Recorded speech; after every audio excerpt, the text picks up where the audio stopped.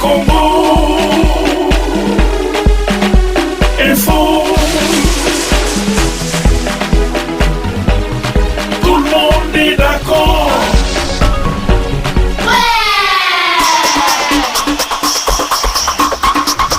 Et bienvenue sur la RD Congo Info.net. Tout le monde est d'accord avec mon vieux César Nga Dikle Boa. Toko bloqué bango tout le bail toko tikate.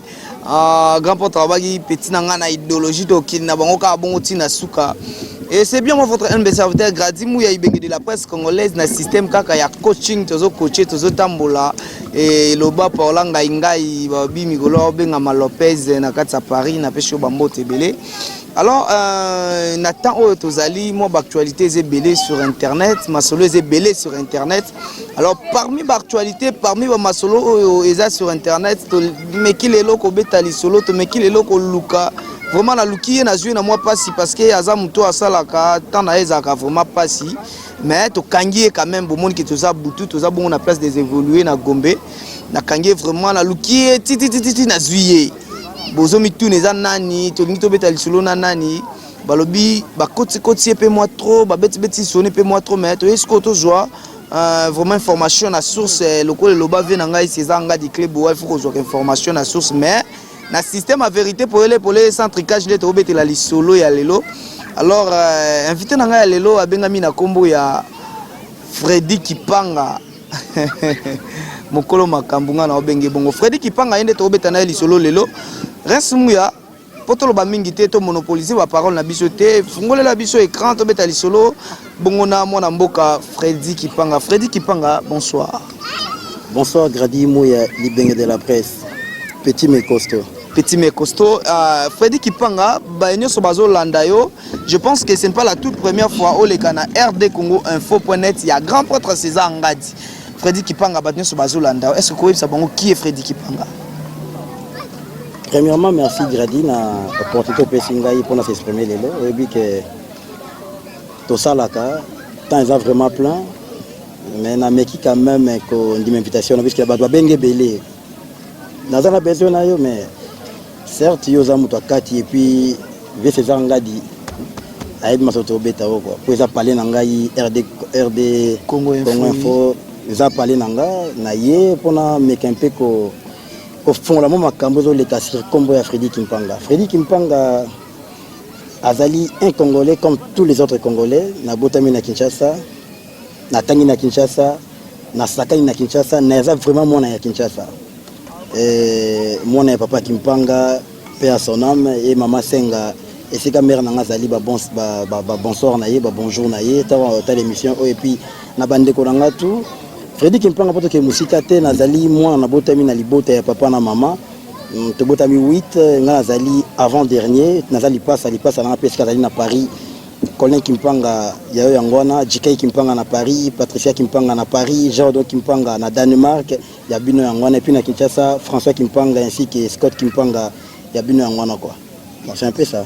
Lelo surtout meki ko betali solo ya Freddy Kipanga to ko benga Freddy Kipanga za nani ozo sala ni ozo incarner rôle ni ndiamsu na mboka Congo musala nini ozo sala o lelo tamsu to eko découvrir Freddy Kipanga meka ko préciser biso Freddy Kipanga azali mutu na mibenga rate mais za na mama na ngai ona lingaka mingi o apesanga lelo musala et to benga na kombo ya mama Mimi Kumbu na moseke esika azali mama ya yango yo moi na oyo Freddy Kipanga yoyebi kaka Freddy Kipanga yabenga ngai l'homme à multiples faces et puis nazali l'homme des actions quoi ngai na banga lorote soko bito chato chaka tokende tokendaka Freddy Kipanga na bato ba ebité nazali mutu na tangi na Kinshasa na zi diplôme d'état na chimie biologie na beta ki tourna ipenda na sala ki sciences politiques pendant 2 ans masa nanga node kasongo sika zali ayebi ba master nanga lokwa ba José Ngoma ba Arsène Mafofo ba yebi et puis ko bossa na te gradi mingi ba bossa na kanga za mutu na za na bana classe na ngai tant autant ba na classe na ipen to tant ba node kasongo to tant ba Francis Kalombo to tant ba Francis Kalombo faut que le ba bien honorable Francis Kalombo et puis na bossa na te Jacques Ndala l'un de mes collègues à l'université. Norbo Sanate Max Mbienga, l'un des confrères à l'université. Et puis Bazin Pebele, M. Solo Bazana audito na venu la IPN wana bazotangisa lelo kwa Barsène Mafoué que j'ai sali en passant. Donc c'est un peu ça. Ziki panga olobi na biso awaki okotaki pe na musique obanda osape musique na musique ozalaki pa nani et puis obanda kosala nini ozalaki chanteur ozalaki danseur ozalaki nani Freddy Kipanga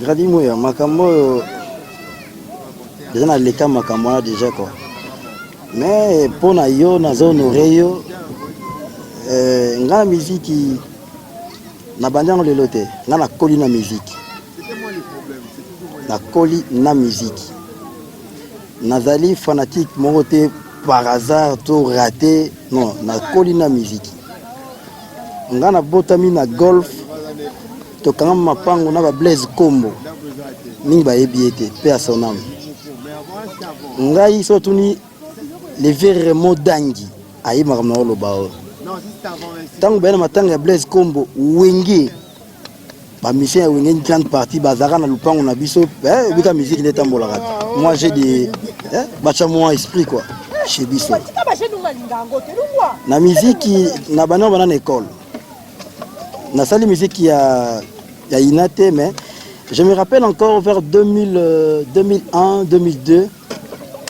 na un institut notamment de Fatima place na Tangaki na baninga na bana odeka songo ba polo lenga ba mirfi mambone masa na masi le chibi ya mama lo ba original kalenga to montaka mo groupe le somo ya bana classe on to yemba Freddy Kipanga oyemba et ba tano zo yemba ba tezanga oyemba loko alempela na chiki na la première CO oyemba loko la lempela oh mais on a eu bien ngote ngana ka fanatique ya musique et surtout musique ya ki wenge beno oyemba loko alempela ngana za ki fanatique ya wenge mais alempela za idole na ngai aba moment on a pu bika ninge za la bomwana to za ba musique école to zo yemba premier vocal na salaka oh bato amona nkembo mo compliqué ezaki bon mo fi sala na y a pas photo Freddy Kipanga c'est la biso ngo tondi mavuma ki non mamboze bisa biso eza vrai jadi moya ngana musicien te moi extrait wana o lobi ki non yango penande o banana mambo ba fo yo ebi vocal wana te tanso mo yo kango lelo si mais oui parce qu'à l'époque au sala vocal wana il faut ça la moto ozana oreille musicale tango gazo yemba ne escucha es canzone que tu cantano para que estamos buscando mucho hasta bombante na viva me casa boa senga kimoto bakati saembale akomaranga mbobango batali poso ya koganga lelo balakis ebiro wana. Depuis plus de 4 ans, Maxi Bien-être a non seulement apporté l'harmonie du corps, mais aussi des couples. Aujourd'hui, Maxi Bien-être est reconnu comme la solution idéale pour le maintien du bonheur au sein des couples. Au-delà du bonheur, Maxi Bien-être ajoute un rajeunissement intérieur qui nous donnera chaque soir une perpétuelle envie de revenir au logis familial après une dure journée de travail. Avec Maxi Bien-être, dites au revoir aux maux de dos et à la fatigue physique. Maxi vous procure une force physique permanente qui changera votre vie. Chaque soir, célébrez joyeusement votre amour avec votre alter ego comme au premier jour. Maxi Bien-être peut aussi être utilisé comme une solution indéniable aux problèmes d'hémorroïdes. Maxi Bien-être est une solution buvable, très facile et pratique à utiliser. Ouvrez la boîte Maxi Bien-être. À l'intérieur, 6 sachets portant le logo Maxi. Ouvrez le sachet par le bord, versez le contenu du sachet dans un verre d'eau tiède, mélangez avec une cuillère et c'est tout. À travers le monde, plusieurs couples ont adopté Maxi Bien-être dans leur routine quotidienne et vivent désormais une intimité conjugale excellente. Alors, attendez-vous pour vous joindre à la révolution Maxi Bien-être. Pour vous procurer Maxi Bien-être, c'est facile. Appelez au numéro 00 33 78 220 12 51 et 00 33 14 16 77 751 ou encore allez sur le www.maxibienêtre.com pour trouver un revendeur agréé près de chez vous. Maxi Bien-être, l'harmonie du corps et des couples.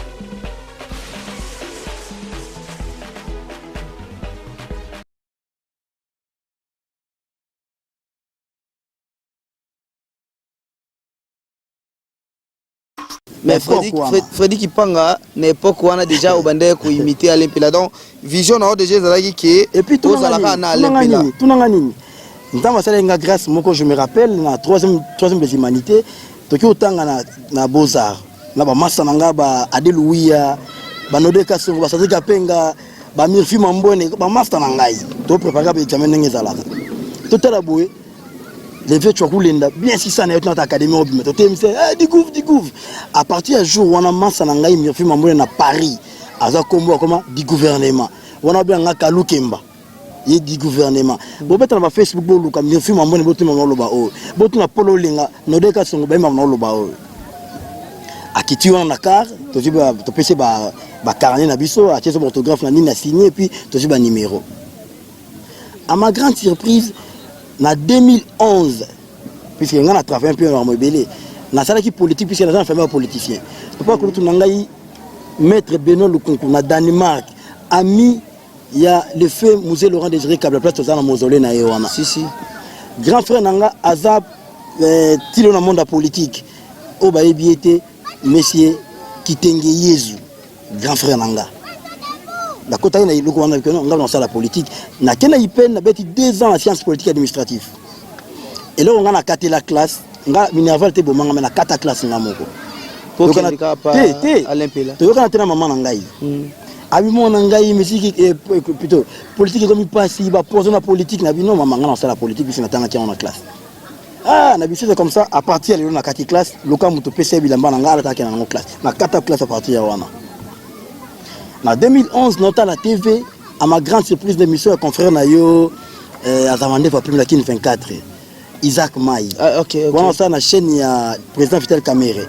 Natala, Alain Pela Leki, à ça, l'émission, a dit que nous, nous avons candidat à l'élection, il y a députation, il y a Lukunga, mais où nous avons l'époque, en tout cas, Limbisanga, nous avons la campagne, il y a Lugi, moi, il y a Vieux Gizenga. Oui. Dans la place qui Freddy Kimpanga outi. Na sala ka na ba prêtre. Na qui chargé la campagne ya Lugi, na pas Alain Pela. Na benga numéro pesa na TV, na tomba na un monsieur Musimpungu Welesi. Mon CG. Yina yambanga to na pas Alain Pela, vandi to développer to so. Wana oyena makambo musique te mais oyena makambo politique. Na politique. Après ntenga pa ya président Mochoa Bimi to sololi. To sololi si après les solo abi ok le colo soyez les bienvenus to kumbela va faire. Est-ce que on a reconnaître que un jour beaucoup t'ana na épée non. OK. Apprendre na comme ko bité ba histoire qui doit na wenge na la ba conseil ba nini. Abi bon mukeza ka bongo. Na travailler na Alain Pela comme chargé la campagne Alain Pela na travailler Lingwala, Barumbu, Kinshasa une partie à Gombe. Na sala campagne Alain Pela. Mais na campagne moko to na campagne non échec té. To na campagne mo Alain Pela na kata mai na libongo. Masa na Shadow King ema no lobao. To mi libongo to ye wanto ye manzembo. Oh député ya kitoko boye pesa ye bavo avec candidat numéro 205. To ça même na nzembo. Ayi manzembo sala. Ba mama ya lukunga na ba papa ya lukunga. Ba artiste nyonso to telemana esengo. Kitambo nangalema Barumbu na Lingwala o monga fula Kinshasa na Gombe o afande numéro 205 ba iloko wana vous comprenez to sali campagne wana isali ki sala ki ndesala ki simbité mais via soka na ye batamite mabe quand des système ya ba fini finangol quoi ba fina vie à se retrouver sur la politique té. Après tant bomoni politique et simbité nde boké bobina to kumbela ka masolo to zongi na kata musique ko kunga ngate gradi ngala linga po bimba tala âge no ta petit wana te wa petit mais costaud on pesait lourd puisque je me rappelle aux les seuls on ngana yebi na ba journaliste internet o aza fortuna pe à son nom le vieux Tshisekedi si bazami balete o azami balé ayla nga image na ye si tala ngai ton na sali campagne Alain Pela tant to moni que no simbité na keno nga parler nabi ah esimbi nango te nakenda nanga comme mon ensemble yele na bino asa vie to travail ki na ye nani kana pesa embote vient à reconnaître nanga mais Freddy sur la campagne simbité mais tout ça la musique ndena yaka à partir du jour wana ndeve a chakangai chargé ya communication na ye en même temps nazo chapeauter bon ba fan club na koma ki net moins intendant to travailler na ba TV5 master ngai na ba Musimpungu na ba Shadow King vous comprenez et puis et ça na mutumo ya banga sou bien Jor Mabile membre mon directeur na bossa na raté na ba conseil ba vient na le roi neti ba René Château l'homme de 19 ans donc tu na bango na ba général et puis quand ndema moyo ça la musique ça la lelo ba kei ba tikali donc c'est un peu ça notre travail na l'empela wana na longo ce qu'on a monde politique na yé na monde musique c'est ça okomi attaché et pardon oui nazo assumer changer la communication nazo assumer en même temps intendant en même temps donc comme dit nyoso je faisais les tours même dans ce que me comprendre bien Freddy Kipanga mutasali yo lelo ozala reconnu na mboka Congo ezali Alain Pela ozo reconnaître ngo en quelque sorte oui non en quelque sorte oui Freddy Kipanga oui en quelque sorte en quelque sorte oui non quoi que oui non Freddy Kipanga yemba te mais Freddy Kipanga na non fait qu'attends mususu okomi koleka olobeli Alain Pela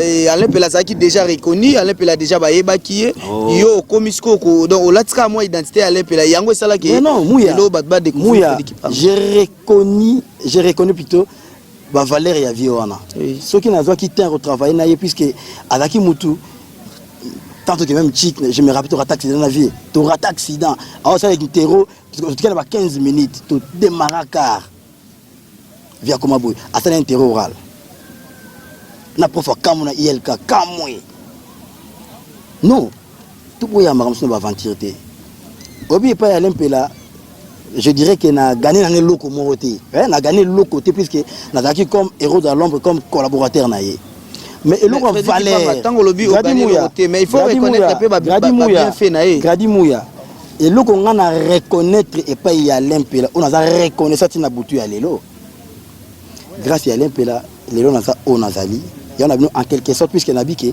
et pas Alain Pela na gagné mbongo té mais na gagné relation oui balo barazanga mbongo o gagné bilamba o gagné moi batant pour fanda ki na ndako na ye parce que non OK na ba débat on a té bilamba non Freddy Kipanga tozoloba parce que oyebi que avant to bande émission yo tozoki temps ya ko partager yango na Facebook ba question eye ba bi Freddy Kipanga soki lelo yo o meki ko boya Alain Pela soki lelo yo meki ko nier Alain Pela oza vraiment irreconnaissant par rapport à Alain Pela salela yo Alain Pela fan sa ndako na ye Alain Pela lié sa yo lelo soki to moni Freddy Kipanga za lelo Freddy Kipanga c'est Alain Pela lati sa yo alors Freddy Kipanga na nyoso wana oyo bato bazo déclarer ba pire petit parce que bango to ba déclarer ba lobi bangonde baza ba pire petit Alain Pela donc yo yekoya ba moni arrivé na yo pa Alain Pela mais quand même il faut que la reconnaissance na oyo Alain Pela ça les lieu Freddy Kipanga gradi to sur le combien telo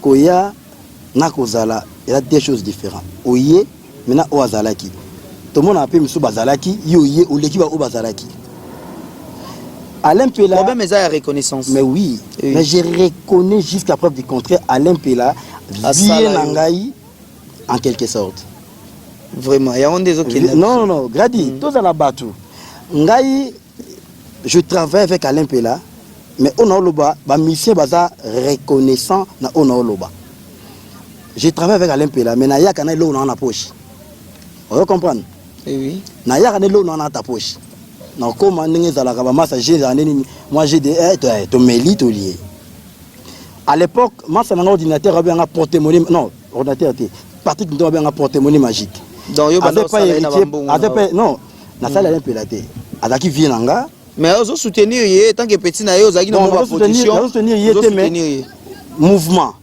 ozo soutenir mouvement oui na bala na oui OK puisque nako monango mabe lelo na boya mto wa Alain Pela na ba valeur na mboka o na biso que non Alain Pela a salinga en quelque sorte a salinga que non lelo Freddy Kipanga na moni fe na Bolen Chesco grâce à Alain Pela na tena ba Dani Bokombe grâce à Alain Pela Notre Mimi Kumbu, grâce à l'Empela, na utena bateau to utena tanto kenda likolo kota ba ya ba menkao batanga kombote vena ngamba chante mar no ba grâce à l'Empela yango na bi que non en quelque sorte oui mais ezali valeur ya ba parents nanga puisque dinanga na classe na tangaki sola ki mutu sala raté mais l'Empela nga supporter ngate Freddy Kipanga lelo ça ne veut travailler na Freddy Kipanga puisque mon que non Freddy Kipanga na loro na kati et puis zone archive gradi aux journalistes au local information na PC sous moto c'est gaz alivé na 33 tenge si na bien que 66 divisé par 2 égale 33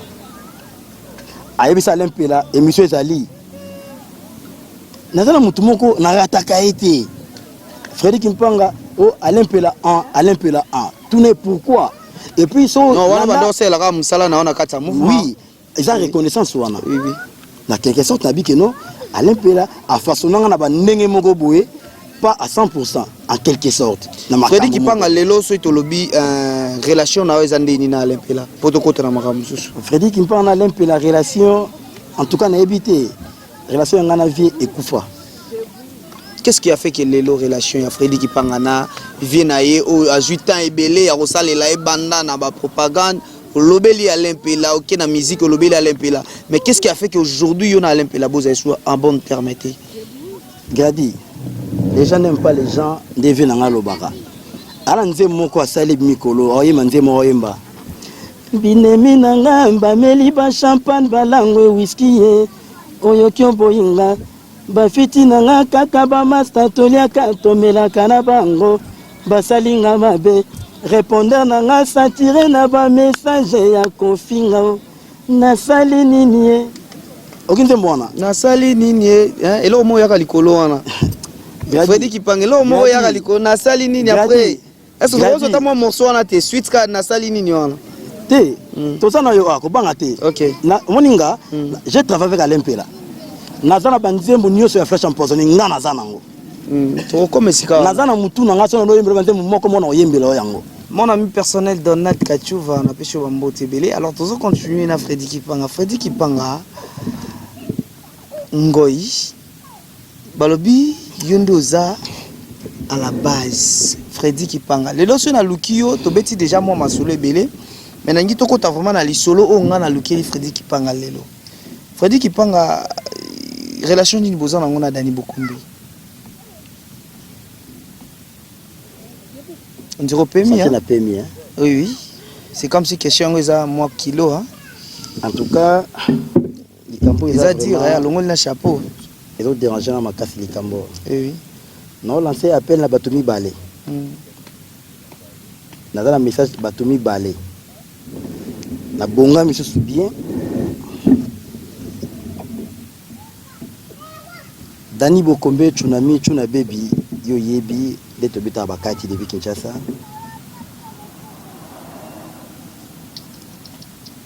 Mon président l'Empela fan de ngana bien ka otana ka koki. Ah ça ka président hein? Oui. Ex-témé président. Non. OK. Aka président. C'est bon. Vieux na banda qui débat au début. Ya olobakeno boluka moyen bosolola. To banda e boité. Masole baby bobi fili solo bino mibale wana ozo lancer na Dani Bokombe na l'Empela OK le solo baby et baby poni po boyokanité tal échec il y a majorité na rassemblement yangoyo nazo na question ya gradi Dani Bokombe en tout cas franchement parlant na ebiété. Et dans la moutomo collection Dani Bokombe c'est à l'Empela. Na yebi Dani Bokombe à travers l'Empela. Tono collaborer na ye, c'est tout. Oyebi Dani Bokombe à travers l'Empela. Nzembo ya binemi. Ngai première fois na découvrir nzembo wana tukenda concert moko na ville en face ya Midima. Zalaka na occasion ya journée de la femme si je me trompe 8 pas. mars 2015. Nzembo wana ya binemi. To bandino na première question nga Dani Bokombe obanda ozelango na pesi mbote tuna baby tunami. Dani Bokombe lelo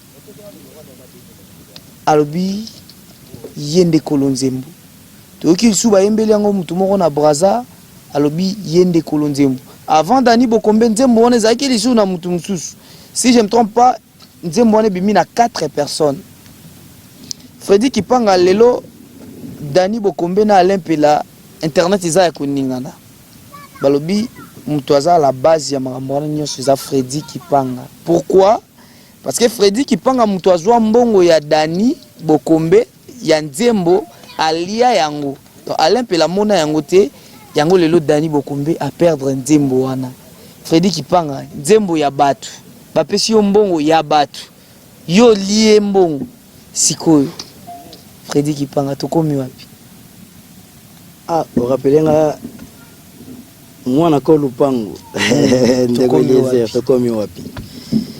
Kadi makambo nazolinga oloba yango te eza ozali mutu ali boso sali mission na ye puis tant son émission soka na sali ya genre nanga te oleka na makambo famille nange benga depuis poto bato azoloba ke non est-ce que Freddy Kipanga to bon selo moko Freddy Kipanga on dirait yo ozana batuti na poto balobi soki ozana batumi balé na poto ko ozala Alain Pela tamsuna mo wande ko na mais yo moko personnellement ozana batuti pour na mono otanga bakomba famille bani gradi muya na ebisaki yo ne bandelike Nzembo ya binemi tangu mochoye Nzembo wana ezaki na bato oyo bakota fiti na ba dossier babomi Nzembo babomi affaire ngana vie ngai sotina za to sala promotion ya Nzembo ya binemi ya album Flash Empoisonné to kenango ti place to kende ngai na kabona na une partie ya famille nanga yoka Jado Kimpanga ana Danemark grand frère nanga liboso Patricien Somoué aza na France grande sœur nangai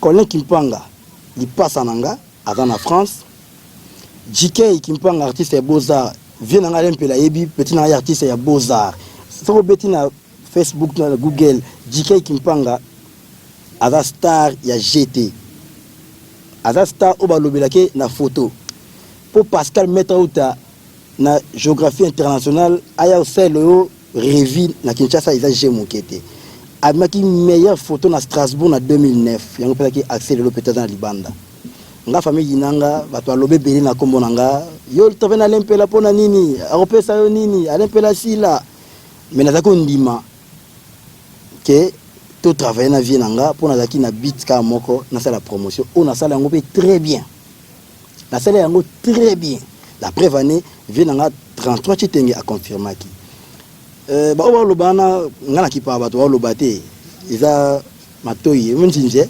faut olongo liebo ngai po Alain Pela nazo on a dossier wana azuba clé na ya ndako Freddy Kipanga Zedebola ngana so voyager o batela ndako na kitoko eloko te bunga nini po apesa o clé ya ndako faut na confiance na yo abenga te ke pi petit na ngamona za soki wapi ya ka benga bango te ba mona na pété peso ba yepa Alain Pela basuka na nzete il faut singa ngande na côté l'audience pour mona Alain Pela ta la côté via me mangai vous reconnaître oui et alors lelo dossier ya Nzembo eza pasi et ça n'a vraiment pas si comme on a to travail qui bien na batumi balé wana mais to comme na niveau ya koma boy ndena ba vrai ou faux zwa kimbongo ya Dani Bokombe oliaki yango te kolia mon c'est trop dire gradi so ba pesi yo que non zwa $10 oyo pesa on de kasongo oliango bon ça se comprend mais so tant monter ba monter ba 1000 oliango ka pamba boy mais faut ali boma wana monta Dani asombela Nzembo wana non et puis dossier ya Alain Pela Dani Bokombe pour la clause ya Nzembo na yebi yango te ngai ve abenganga comme collaborateur privé et personnel abinanga Freddy Kipanga Dani Bokombe azu Nzembo na binemi ambo na tout nete boyokani combien nini puisque na makambo ya président ngala zaka na pesa na musana sala musana nga c'est tout on a déjà boyembela ki on mutu mususu après pesa on Dani Nzembo za la ka bongo te ko za na yembi gradi muya mais okoki to za l'art te okatani na Nzembo vanda te to luka mutana l'art si je me rappelle tant to Nzembo Nzembo tant to Nzembo première fois na yoka Nzembo wana izalaka oh Rémi ya mama ayayose ya mama wana avant Dani Bokombe Rémi ayayose vient na Braza mon colonel Rémi ayayose na Dolezi. Après, et comme il y a mère Nabiso Bernadette Poun. Oh Bernie ya mama Bernadette ya mama. Après, et comme il y a Dani Bokombe. À faire une promotion na ndenge na ye bon. Na évité via Benganga que non, nous avons échangé combo pour na nini. Na évité dossier té. Mais na ozon le lo moko. Likamno lo ingénieur Doris sans Olandanga, il faut réagir. Gradi aux journalistes qui na RTNC local ingénieur Doris et pas il y avait na RTNC on a besoin comme avait à Colo Studio on a fait ça là. To sali nzembu ya binemi na présence il y a Freddy Kimpanga, Zedebola, Jossar Baz, les na BCBG y compris na vie na ngai Muchwa. Nzembu esili babi bon Freddy Kimpanga. Comme il m'a internet mieux. Comme yo sala ka yango bien. Zoa téléphone na yo to tcha Nzembu, bazi téléphone na. Je m'excuse ba tcha Nzembu ya binemi na kata téléphone. Babi tindela yango dani bokombe. Ayo ka Nzembu. Soki ya kolongo lezali to longola, soki ya ko bakisa to bakisa. Sur place na Nzembu na tindeli dani bokombe. Ayoki abi côté moko mutunanga boya kotité, côté mususu boye batie côté fa ba longola ba tcha kombo boye. Comme c'était prévu dans ma salon avant de se navier, nous avons eu kaka qui faki Alain Pela qui est poto pour ça la clip na poto bilo mo ya bongo. Abi bon, tant on a na poto awa to bon ça bilo on a miki c'est tout. Mais Gradi Mouya ngana zali mutu na banga mbongo te. Freddy Kimpanga taba bien porte-monnaie magique. To yeba makambo te comme boye. Nazwa première tranche na limité pas il y a Fimoro Sandra si je me rappelle bien na yé na ngezaka une affaire il y a finance à $1250 na zoka ba 800 et quelques tant na yé wana zoka na part ya Dani abenga Freddy qui n'est pas Fimoro Sandra benga et à remettre yo mbongo oui puis on appelle ça 800 et quelques dollars tant na commune à Palais via na place où c'est bon pour faire passer na voiture na chauffeur to keti na limité place ya Fikini wana tozo mon côté avec terre ba tombo ba pierre tombale plutôt na zimbongo wana tant na commune na Palais aux yeux on a vu oui na yeux yango wapi yango na zimbongo na remettre vieti parce que bazana masolo on a dani boko même nzimbo nebi si na bo nzimbo wana pona nini boko benga aux zimbongo oui na zimbongo ça na pese pas vie OK ba solo na ndenge na bango ba yokanaki fena benga après quelques jours na kena zu etikalaki na ye nango remettre pas vie ezaki combien 200 et quelques, ça il faut pas 1250. Nous avons 800 et quelques, était là 200 et quelques, 300 et quelques le mois bongo. Nous avons tout pour zaman mais lesquels qui belé déjà. Et après, tu veux que la deuxième partie, Bokombe, to solina ya benga non Freddy, na sali Western moi à $500, zoyango comme ça quand on ma soli zalaka. Qui na là wana et après.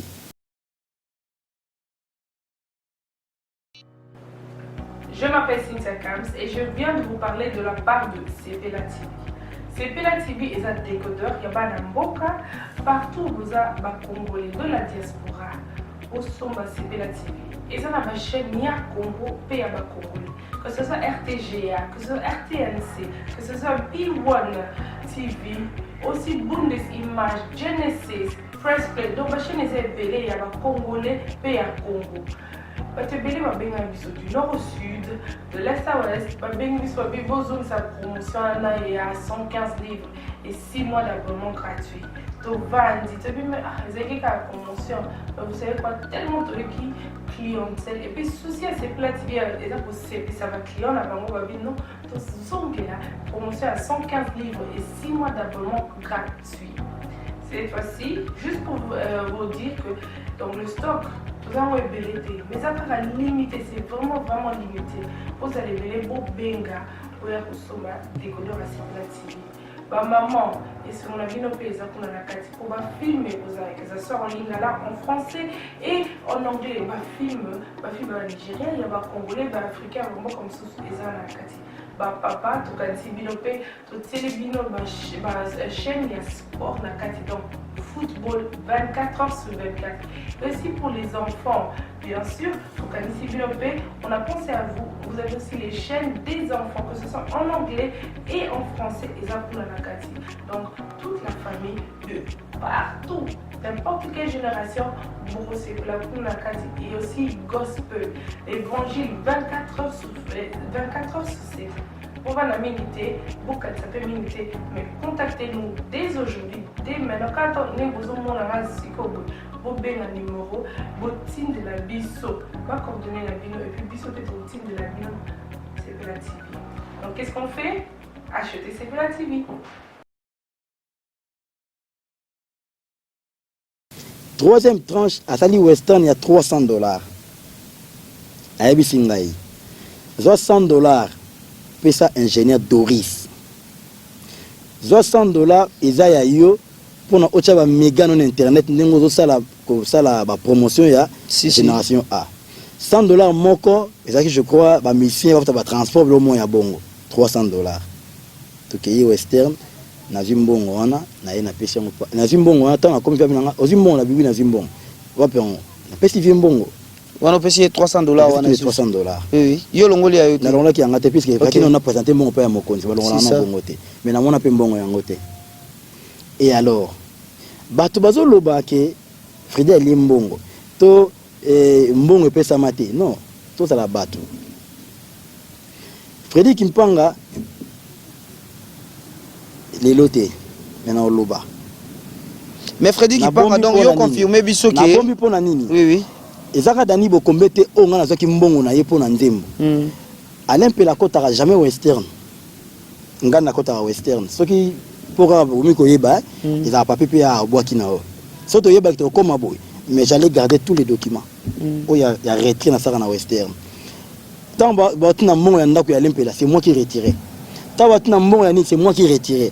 Tant que ne place que na via ye place que na c'est moi qui retire toujours l'argent. Surtout comme Kene signé Fredy ngana signaka.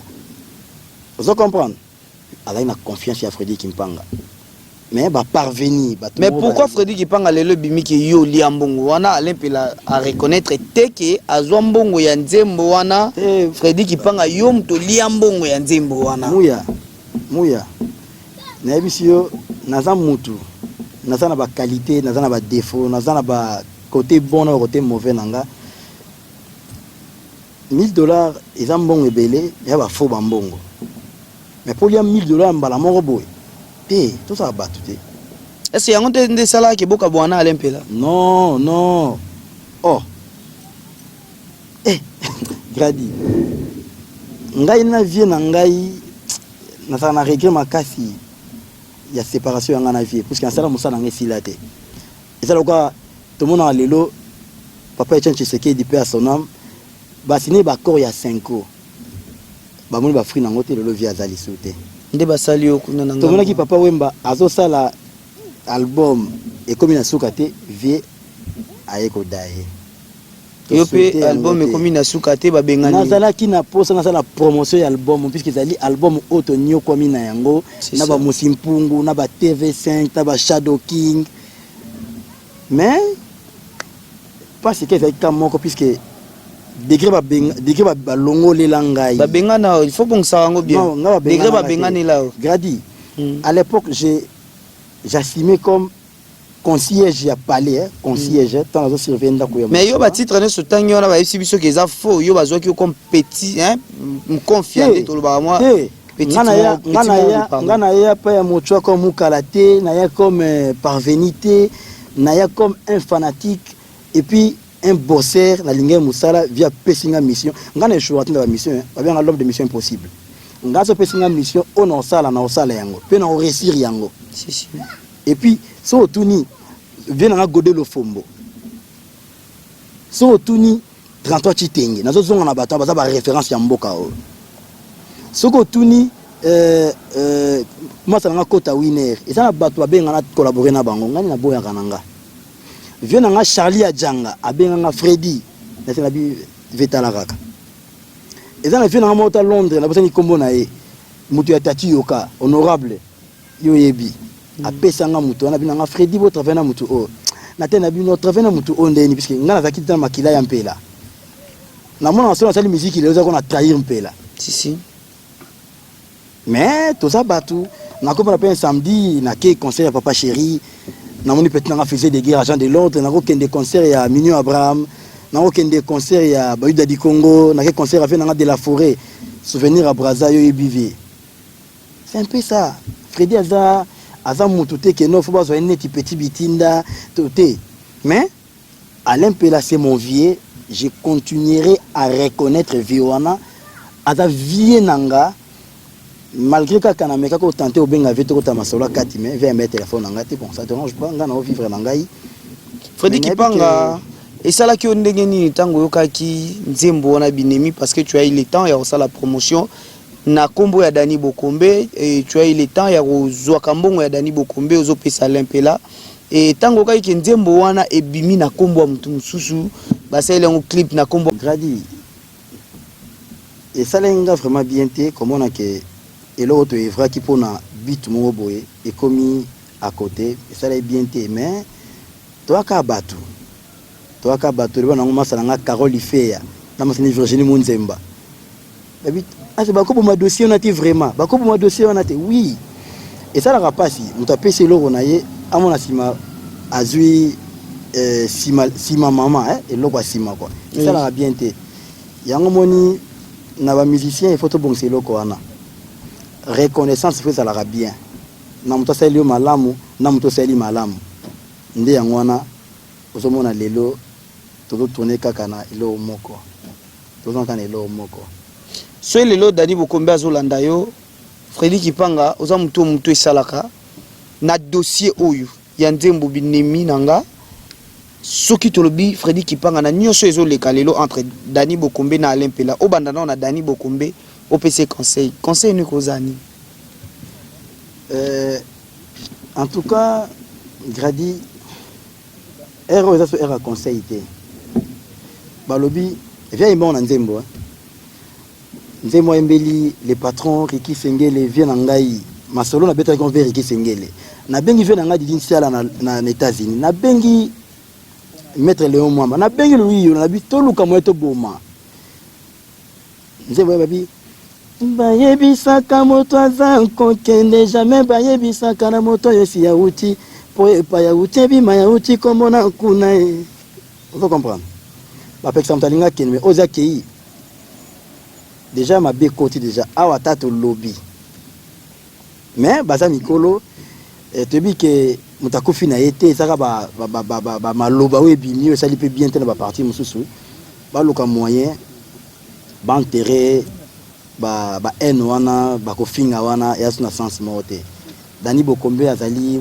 mukolo azana bana azana bandeko bataka émission ko telle émission ça la ko n'importe quoi na guerre enchenga te et na pas peu avion ngai chokulenda vieyo yebi au petit na yo malgré so yo ki petit ngo mais tant on peut ça clé à parler ba mon on a raté mais non si on gelo mon vieux yo za internationaliste ba mutu mtu salaka en tout cas le cas moyen ce qui moyen ko sala ba moto so bina que non na matakinga kati na retrait loko so tozongisa mais yo ça on a vraiment bien que to kama kamane esili que oleka bo émission ozonga bo émission donc isa mais ko bossa te Dani Bokombe pas zo bimsa clip hein quand ya nzembo wana il pas clip eza déjà au lamba madon je pense que d'ici les 15 ou les 16 il y a mois d'avril nzembo wana eza déjà dans le marché bon wana comme makambo ya ba mi balé Gradi ngata na longa na monde de musique moi je fais autrement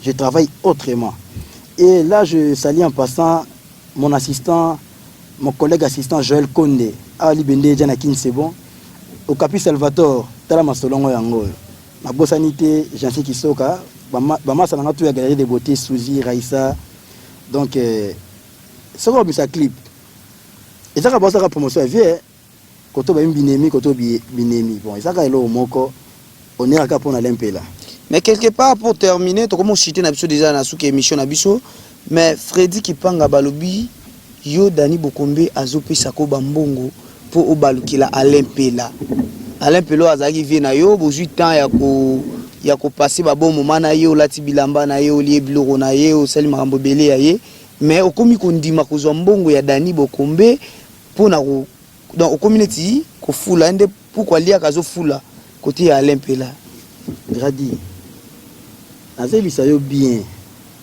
Frédéric Kimpanga naza mutu te parvenu mo te to fazer ou bien nga fazer lelo fazer avec ses collègues naza ba mama sama tanga na bomba chik bazali ba Carole baza ba Nodin ba Virginie et puis laisse le moko Alain Pela tanga o voyager tozaka ebele akobenga petit nanga kingandi obenga petit Alain Pela yoza clé nanga pale ma pesa ranga tant ma pesa clé à palais moi j'avais une résidence déjà na commune à Baromo Siritaga numéro 8 bis na retira garantie nanga pona na garder palais à Vinanga alors ce qui est ça que Daniel au pesa nga mbongo combien de no pesa nga pona ça na nini moi je travaille Gradi Mouya Daniel Zoya bozo kanga ba photo na ye yangwana ba non Dani Bokombe tonga ye Kinshasa na luka ki ye pona soneli kama dossier oh c'est Dani est-ce qu'il y a pas moyen bon enterrer ba ancho ba en wana ki bozo finga na naka asinga Freddy ngana bisa mbongo nanga il faut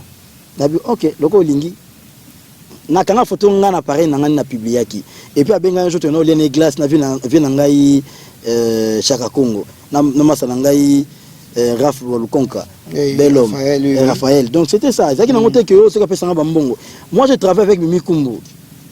Je travaille avec Mimi Kumbu. Je me retrouve. En toi, je me retrouve. Naza nangate gourmand, nazo ebele, nazo yabatu, non. Et puis, on m'appelle Docteur Patron. Merci beaucoup. On est arrivé à la fin de cette émission. À Balobi Analyse. To analyser mukie na bongo Freddy Kipanga o api dossier na ekenda ki makasi sur internet na ba faire oyo ya Alain Pela ya Dani Bokombe donc vraiment to komi na suka Freddy Kipanga na habité soko za na dernier mot na batunyo so bazotalo sur la RD Congo Info moi mabanga isaka mo bien pour to chiter une émission na biso. Merci mingi Gradi Mouya na opportunité pesinga pour s'exprimer et puis kana boye ko ça l'émission mais na meki o sala mpeza na César Ngadi. OK. En tout cas to lobi to ko loba e bambote na kaka na vie na ngai mon major Jean-Marie Mukamba yao yango vie na ngai Dani Oleko l'officier bien formé de la République yao yango maître Clarisse Mopoya Vincent Mumbile Freddy Kimpanga yeyo ya bino na bosanité vie na ngai beaucoup mbienga boma petit noye Ilongo Nadia Ilongo mona muke na mapango na ye donc ya bino Freddy yeyo et monsieur Sili awa mais ce qui ba lobby puisque ils ont bateau ba finga déjà au niveau internet na moni ba image ba commentaire na bango non ça la deuxième émission ou troisième émission mais on va arrêter wana on est à ce que pour répondre à bateau ba finga va fazer parce que tout le monde a campagne ba politicien ba ba fazer ba shegi ba cheba polo tout le monde a concert ba fazer ba shegi ba yaka et puis coup chapeau na vient de la forêt à ça la centre naïe en cadre ba shegi ba fazer ba koma batu ceux qui n'a qui fazer na za ba master na ba Carole fait ya Virginie Munzemba ba Polo Lenga Mirfi Mambwene Denzu Songo Serge Massamba, Serge Maibelanga, Cédric Apenga, Djikamen, Bamasa Nanga, Bamasa Bafazer, Ngamasa no Fazer, Frédéric Kimpanga Ngaye. En tout cas, na lingibino trophée nanga César Ngadi. Vient nanga César Ngadi, na bosanité Massa Nangai, Omba Potongo. Merci beaucoup, toi Freddy Kipanga Balobi, Oiza Palin.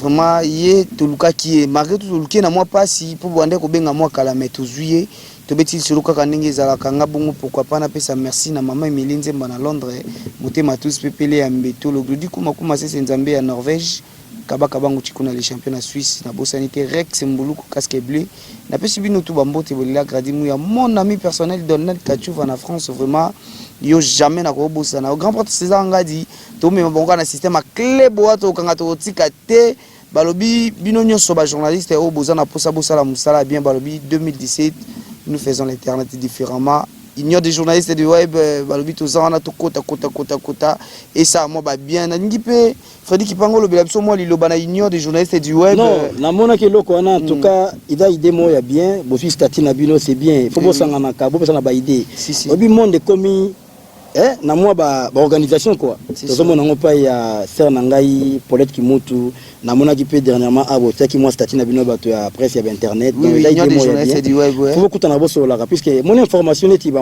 autosoli c'est pas que quand on aux informations à source pour analyser et puis informer yango wana kaka vient nangai Jacques Lukunku la couronne danoise petit na oyeyo André Kitenge bienvenue Kasongo na voté MP12. Merci beaucoup Freddy Kipanga. Pasteur Gilles Nabosani yote, Pasteur Gilles Balobi Nabosani yote. Napesi batutu balela gradimu ya soko c'est une émission to beti maboko ce qui peut akokomezali to komi comme commentaire numéro nanga yango wana ezawana okomelinga sur Facebook. Vraiment na zawana là si vous y a derrière la caméra na pêche vraiment bambote belé to moni bato baza ebelé ba assister biso parce que toza en pleine ville balobi Kinshasa la belle to boya kinité wa boy kin seki kanga manuka na poto bientôt là toza na ba grand porte César ngati na kinka ngeza ngala bin tukutane la prochaine ya basoda RD Congo Info. Tout le monde est d'accord.